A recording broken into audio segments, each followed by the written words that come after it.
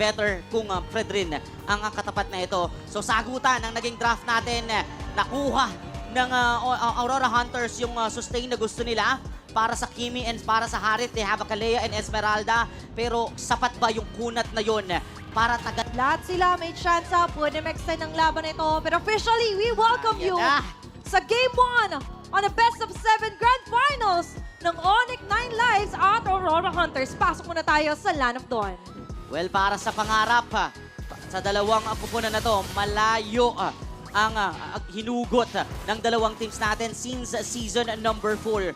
Season 4 pa yung hugot nila para makapag-rebuild. And the redemption will continue right now. They're just one step away para kumpletuhin ang kanilang dream season. Malapit-lapit na sila sa pangarap na yon. Pero kailangan ng 4 na puntos para officially na matawag na nating kampiyon. Pero quick check muna tayo sa ating Realme Emblem build. More on the mobility with the Wilderness Blessing. Water support and roam here para sa Onyx 9 Lives. Habang pumupura na ang damage din dito.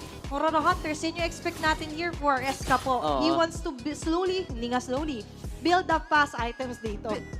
Kimi, ano yan weakness finder kahapon. Yung nakikita natin for the Kimi. Pero yun nga, mas gusto niyang mapabilis ang kanyang paglakad dito whenever he hits someone from the members of Onyx 9 Lives. So, mamaya natin makikita yan kung mahuhuli ba talaga siya or maaabutan ng mga heroes dito ng ONL. At maganda to para sa Aurora Hunters na nagkaroon ng adjustment sa playstyle nila. But remember, minsan nakita nga natin yung mga gandang pagpasok ni Manila Boy. Magkakaroon nga ba ng magandang trade-off at pagpatayan dito? Grabe, tumagal pa! Doon si Kane matapos mag-transform. Nabuhay ba? Nabuhay pa rin si Trinsanity. Apat yan! Nahihirapan pero biglang dumating. Doon si Lalush. Manabura na kagad. Doon si Kaloy. Si Kane, 1 HP. Evil Queller in. A double kill coming in for Lalush. An early double para sa Aurora Hunters. And as we mentioned, ito yung pwede nila maging punish unahan. Dahil healed na tong kalaban nila. Wala pa namang mga ultimates. But for Aurora Hunters, nagre-reflect na nga na dito yung sinabi nating adjustment. Early on pa lang, kailangan nila i-convince ang objective. Magaling pala kayo sa Lord Control. Mataas pala yung Turtle Control nyo. Eh di sabayan natin yung laro nyo. And maganda doon is premature turtle fight yung ginawa doon ng Aurora Hunters. Nabasa nila yung rotation ni Kane. Kaya napalaman na si Kane sa mga members doon ng Aurora Hunters. And it started through Manila Boy. He's been doing that all throughout the season na maging agresibo at kada may makita talaga siya ay inaalay niya to sa kanyang mga kakampi. Yun nga sinabi namin kapon ni Curty. Tila ba't Heimer, na pag may flicker siya, go agad. And imagine even Lalush right now, nandun yung mga Evil Queller with Soul Sever. But that is how confident he is na hindi pa afford ng Onyx 9 Lives yung mga solo pick-up sa kanya. And speaking of which, katulad kanina, yung isang chip or kahapon, kasi alas 12 po, sorry kung kanina yung sinasabi ko. Katulad kahapon na pwede kasi mag-backfire yung portal ng isang chip. Ginawa yan laban sa Aurora Hunters at maaari nilang gawin yung taktika na yun laban sa Onyx. Pwedeng makisabit diba? Pero wala pang sabit. So far, ang atake dito ng Aurora Hunters, may Examine Force na ginamit. Ayun na, yung portal! At si Manila Boy, ang kanilang makukuha, Tailbeast. Hindi tumama doon kay Atams. Darating sila Eska po para sa counterplay. Blade Surge! Tinamaan sa mukha. Makakatakas at mabubuhay pa rin naman si Kaloy. At doon, kakalma ang sitwasyon. Okay, ngayon, nakikita natin yung konting palag. Hindi nga konti. Malaking palag po para sa Onyx 9 Lives. But by the way, guys, magkita-kita naman tayo from May 28 to June 1 sa Greensun, Makati para po sa MPL Philippines. Kung hindi pa po kayo nakapag-secure na ticket, pwedeng-pwede na rin po kayong bumili sa ating official MPL Philippines website. Kung gusto nyo rin naman na manalo ng skins, punta lang kayo sa official social channels ng MPL Philippines at ikwento nyo kung bakit kayo excited manood ng MPL Philippines Season 15 na playoffs. Kasi dito nga on-site ni MDL, ganito na excitement. Kung gusto mo pa ng mga on-site na grabe yung mga labanan, manood na rin kayo sa MPL Philippines. Pero ngayon, tutok, back to the game muna tayo. Na kung saan update lang, 1 to 2 kill score, 4 minutes into the game. Uy, wait lang, pangalawang pagong. Kala ko, i-go-go na irarash na Chinachacha na naman ng Aurora Hunters habang si Kaloy Siya yata. Pwede magtawag. Ayan na yung portal. May portal na tayo, pero nakuha pa rin siya. Sa likod na may blazing duet tayo. Naligo ng bala ko ng Aurora Hunters at nakuha ng Manila ONL yung Boy! turtle. May ipit si Manila Boy. Hindi tatantanayan ng Naruto ni Kane. Nakuha nila yung turtle. Nakuha pa nila yung kill doon sa Sirena. Nasama pa pala sila Lush. Okay, na-gets na nila yung trend. Kailangan pala ialis natin sa Maynila si Manila Boy. Oo. Kailangan nasa probinsya siya, nasa malayo. Kaso si Atams, mata kay Atams! Tatlo ang nakatingin doon kay Atams. Kahit gaano kalambot ang kembot, hindi kaya kung ganun ka nakuyog.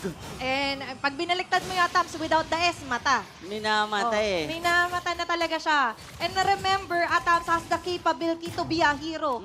Kadalasan sinasabi na superhero sa dulo dumarating, pero pwede mo naman agahan yung pagdating. And ganun din yung ginawa ng Onyx 9 Lives kay West kahapon. As early as possible, help siya na makuha niya yung tempo niya at mapatay naman at mapunish yung kabilang gold laner. So far, biruin mo, wala pang item ang isang Claude. Meron pa lang siyang corrosion sight, pero nakakasama na siya sa mga team fight. He's using that portal and through the blazing duet combo, napapaganda ang clash para sa ONL. Step by step kasi, kumbaga. And that whole lot of damage, hindi man sobrang whole pala. Pero yung step by step na damage ay pwede nga rin magdagdag ng ganong kasakit na mga pick-off. Pick-off. A quick pick-off here onto Dream Sanity.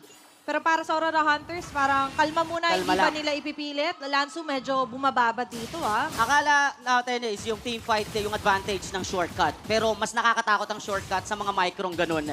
Pag may nakita sila na sa solo at masyadong malayo mga kampe, shortcut is very viable para mag-gank ang isang hero. And so far, Onyx 9 Lives is capitalizing that. Hunters probably, they're ready for that kind of plays kasi sila mismo ay magaling gumamit ng chip. Pero tila baga, na-off guard pa rin sila dito ng kupunan ng Onyx 9 Lives. Pero ngayon, mas sinasama na si Dream Sanity. Tinanong nila Lalush, what happened, Dream Sanity? What happened? Kaloy, right? Kaya ngayon, nakatutok sila na kung saan na kailangan malaman nila yung pwesto ni Kaloy. Kasi kung nasa si Kaloy, magtatatag ng portal, magtatawag ng kakampi. Pero ngayon, 5 miyembro ng Aurora Hunters na dito sa pagong. Grabe, sa lubong sa likod. Si Kane tuloy ang nakakuha ng pagong. Napuruhan si Kaloy. Sa likod nakapre-hit naman si Escapo. Evil Quiller popping out. Nabuhay pa rin si Insanity. Piso buhay. Samantalang, inabutan ni Atams doon ng Naruto. A triple kill for Atams once again and it's not yet done. Nakapre-hit pa rin si Escapo at nakatakas si Sean. Pero yung tensyon at misyon ay kuhanin ng mga poste ng ONL. The plan is in motion para sa Aurora Hunters. Ito na naman yung pagdiretso nila. A great transition, a triple kill for Atams. At nakakatakot yung mga ganun triple kill. Pero mas nakakatakot yung pagtawag ng portal dito na Blazing Duet papasok! Yun na naman yung combo pero naluyan yan ng Hunters patay. Nga lang si Sean Manila Boy ang magiging casualty. Si Atams nahuli na pukol naman doon ni Lansu. Takbuhan sila Escapo at sila Lucia. Pero narito papalagyata si Dream Sanity. Nakikipaghampasan ng tela sa harapan dito ni Lansu. Nandoon ang kanyang mga kampi na bumalik. Lansu ang hahabulin. Nakaprihit ulit si Escapo. Atras ng konti. Kane still standing inside. Pero siya yung dinamaan ng mga damage blade surge. Hindi na naman ng stun. Soul Sever is ready. Pero hinayaan na lang nilang makatakas si Lansu. Sige, hinga muna tayo, Tupe. Ayaw talaga nila ipa-analyze itong laban na ito. Pero nininsan, sabi ko nga, baka mag-type na ng my turn yung Onyx 9 Lives. Pero hindi pala yun yung nangyari. Kasi for Aurora Hunters, tila ba ang bilis na hatak sa kanila yung in-establish na lead ni Atams. Kasi after the triple kill, siya agad yung na-corner. Ang ganda ng pagpasok doon after the portal, blazing duet agad doon si Nosha. Giving enough damage just so makaganti sila doon sa ginawa ng Aurora Hunters sa kanila. Pero ito na naman kakasabi ko, malang! Kami naman daw ang mangungorner, sabi ng Aurora Hunters, pero ready pala sila. Blazing Duet na ligo! Naku, Nabala ang Aurora Hunters! Kane with a double! Gawin na natin 3 ang pinahandusay, pinahalik nila dito sa lupa. Hindi pa yan tapos. Si Dream Sanity kinamot-kamot at bigla na lang danadampot ng ONL. Natira na lang mag-isa si Escapo at wala mang nagasgasan sa Wildcats. 4 ang nawala. Sa dinami-dami na nangyari sa baba, may trabaho pa rin ginagawa si Nosha. Napakarami nilang gustong i-achieve dito at nagsasucceed sila. Dividing and conquering. Yung opensa dito ng Aurora Hunters, sabay diretso ng Lord.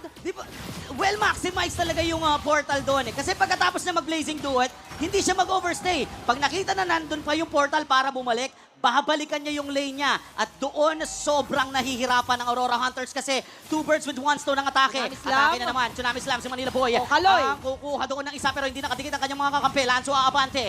Magkukumpulan naman ng Aurora Hunters para walang makuha sa kanila. Tsaka maganda sa ginagawa ng Onyx 9 Lives is actually hindi sila natatakot kasi din sa observe mo yung shield, sige. Pero at the end of the day kasi, wala kasi may bato na damage pabalik sa ngayon Aurora Kulang. Hunters dahil nga naaabot si Atams. Nako-corner si Atams. Isa pa dyan ang bibilis din ng Onyx 9 Lives.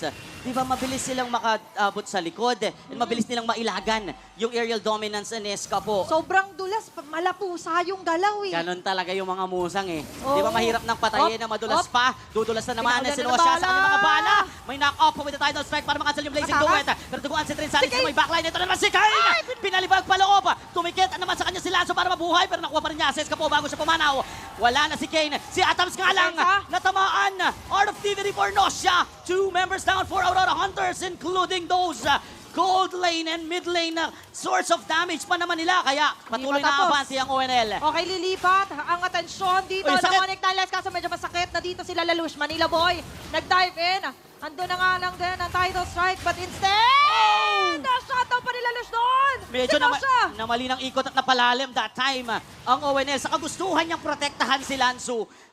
Katawan mismo ni Nosha ang naging alay doon and you don't want that to happen. A gold laner na alam naman natin magbula kanina nagbibigay ng punishment for Aurora Hunters ay na-shutdown nga nila after that error. So, a breather para sa Hunters. Even with the Rose Gold Meteor, hindi dapat ganon kalalim din yung posisyon ni Nosha. Pero he has no choice eh. Nagamit yung BMI and eventually for Aurora Hunters, they were just bidding their time. Medyo nakakakaba yung depensa na yun kasi nabutasan sila ng baser sa may bandang taas. But what mattered the most is that hindi naman sila na-wipe out. Afford pa rin nilang depensa. Unti-unti pa rin na makakapag-build up ng mga items dito. Speaking of the items, earlier nakita nga natin na nakakahabol naman sila unti-unti. Pero the lead is still on the hands of Onyx 9 Lives with 3K gold lead. Malaking-laking bagay na ito. 11 Sobra. minutes into the game. At ngayon for Aurora Hunters, they're on the defensive side. Hindi sila malaya sa mapa, tupi. Hindi lang yung ginto yung iniinda dito ng Aurora Hunters, pati yung control sa mapa nga. 'Di ba? Tingnan mo yung tower push nila, hirap na hirap silang umabante. Ang inihintay natin sa Aurora Hunters ay kumunat etong si Drin Sanity. Kailangan nila ng additional frontline at tumagal yung mga frontlines nila dito para magtuloy-tuloy din yung free hit ni Escapo, maging matiwasay at madulas yung sayaw doon ni Atams. Because again, the frontlines matters para sa mga free hitters doon sa may backline. Lalo na si Lanzo, patuloy na tumatalon sa likod. Yung mga talon na ganun kasi, na nakikita naman natin, laging may nahuhuli din eh. Meron eh. Alam mo, 4-1-4 si Lanzo sa laban na to. At ngayon, nakikita natin yung reflection talaga na kapag kahawak niya yung mga bushes, nape-prevent niya yung plano nila Manila Boy na magkaroon ng magandang tsunami slam. Pero sa ngayon, tsunami slam ginamit, ginaya ni Nako po, Sean! yung kinopyang tsunami slam, si Escapo ang biktima, pero sinilungos siya. Sanity! Napatay na lang bigla nila Luz. Kane with a kill against Insanity. Papalag din naman ng Aurora Hunters kasi bawas ng damage dealer ang Onyx 9 Lives. Atras muna yung call. Muling babalik doon sa may ilog para kuhanin ng Lord. Dalawa para sa isa. Pero remember, for Aurora Hunters, hindi nila afford na bumabad ng sobrang tagal nang walang natitira sa base. Nakaangat yung minion wave for Onyx 9 Lives, pero close call pa rin naman iyo. Pero eto na nga si Kaloy, apat na pala sila bigla!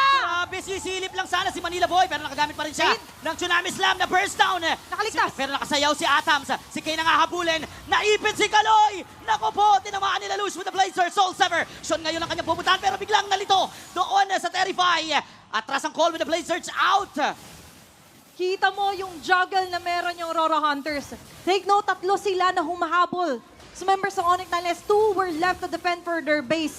Ngayon, mas na-appreciate natin Teka, yung pagpumultake-task ng Aurora Hunters. Pero ngayon, nandiyan na paulan ng mga bala ni Nosha. Nangalagan si Manila Boy. Bumalik si Nosha at pinaliguan nga ng bala ang Hunters. Escapula naman! Libag! Ang biktima, pati si Lalus nakagat ng Leon.